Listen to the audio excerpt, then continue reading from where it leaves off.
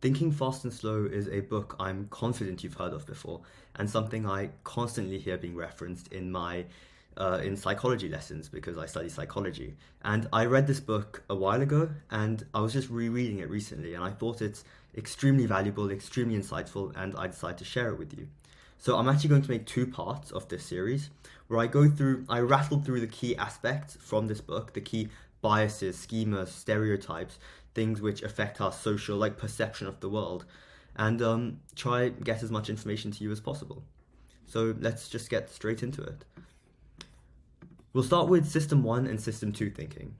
So this is something I learned in my psychology classes as well as this book, where our brain basically has two methods of thinking. One is System 1, which is fast, subconscious, and automatic. It's used for, as it's written here, everyday decisions, because we don't really think when we make these decisions. It's almost intuitive for us.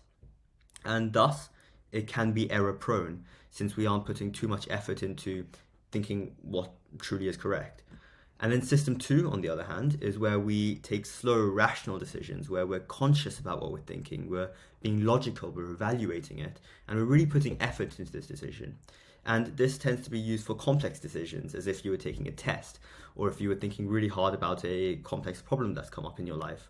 And these tend to be far more reliable than System 1 thinking because you're really thinking about all the possible outcomes, the possible answers to a certain thing. Then let's move straight on to another thing which explains how our mind has a tendency to oversimplify things without sufficient information. And this tendency, which is similar in System 1, can lead to judgment errors. And this one is called exaggerated emotional coherence, also known as the halo effect. And you might have heard of this before. But the halo effect is, well, let me give you an example. The halo effect can be seen in terms of multiple aspects, but let me give you the example of attractiveness. And I know attractiveness is extremely subjective, but let's quantify it just for this experiment. It's said that when an individual sees a more attractive person, like relatively compared to others, they tend to automatically make the presumption that this person has good qualities everywhere else as well. There's a study which I've gone through, which talks about how an individual who seems more attractive is also perceived to have a better social life, be making more money, be in better relationships, which is really interesting. So in general, let's say this is Ben on the left. Positive feelings about Ben's approachability cause you to place a halo on Ben, even though you know very little about him, and you automatically presume he's better than, let's say, Jeffrey on the right-hand side. Now, moving straight on, there's also something called confirmation bias, which is quite understandable in the name, and this is a tendency for people to agree with information that supports their previously held beliefs, as well as to accept whatever information is suggested to them that's in line with their beliefs. In essence, people really want to just be validated that their beliefs are true. They want their self-efficacy to increase. They want their self-esteem to increase. Now, once again, moving straight on, is heuristics. Heuristics is a subsection of schemas. Schemas, well, another example for schema is a stereotype.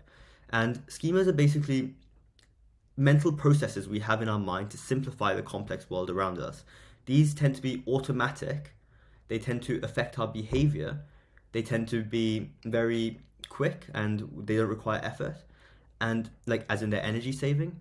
And they're actually very stable and resistant to change. So once someone has a schema, they aren't really able to change their perception on the world unless lots of effort is put into that.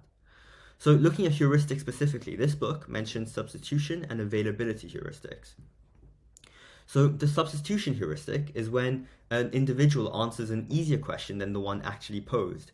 They're substituting what has been asked to something their brain thinks they'll be able to answer easier. And thus, that's the substitution heuristic. It's a mental shortcut. Then there's the availability heuristic, which is a type of cognitive bias that helps us make fast but sometimes incorrect assessments. And this involves relying on information that comes to the mind as quickly as possible or is the most available to us. Now, the last thing I'll talk about in this video, the rest will be in part 2 because I want to keep it short and sweet, is base rate neglect. And this is another really extremely common thing in our day-to-day lives. And basically what happens is we ignore the base rate and we focus on what we expect rather than what is most likely. So picture this. Imagine you're standing and waiting for a cab. Well, not waiting for a cab, you're waiting for a friend. And you see cabs going past you. if you were to see 5 red cabs pass by, you'd probably start to believe that the next cab will be red. Sorry, actually, no, sorry, that the next cab will be yellow for a change, because you think surely there have been enough red cars. But no matter how many cabs of either color go by, the probability that the next cab will be red is still around 80%. Regardless of how many red cabs you've seen go by, there's no guarantee that the next one will be yellow, it's still 80%.